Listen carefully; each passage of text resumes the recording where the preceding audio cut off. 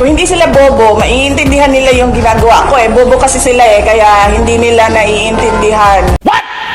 Alam mo kasi, hindi kasi nila naiintindihan, sorry ah. Huwag kayo iiyak. Hindi ko alam kung sinasadya nila na ayaw intindihin o talagang bobo lang talaga yung nasa administrasyon. I'd likely lean doon sa latter kasi sa lahat ng mga desisyon nila lately.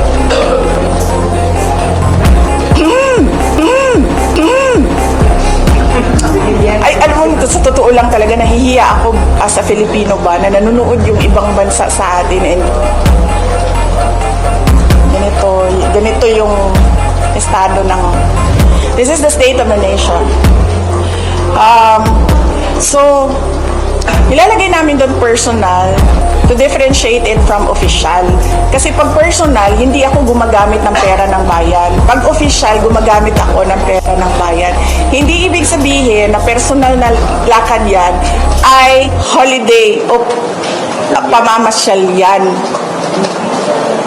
So, yun yung ibig sabihin ng personal. Walang ginamit na pera ng gobyerno sa lakad na ito. Pero nagtatrabaho pa rin ako. Sa official, ginamit namin ang pera ng gobyerno para sa lakad na ito, para sa trabaho namin sa Office of the Vice President. Yun.